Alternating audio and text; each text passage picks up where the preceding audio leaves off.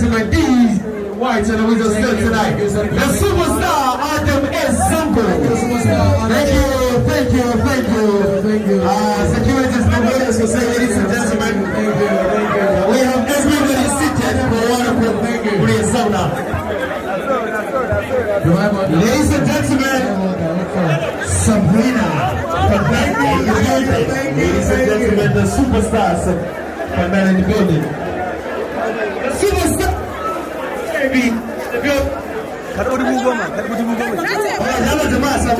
Security, so we have everybody.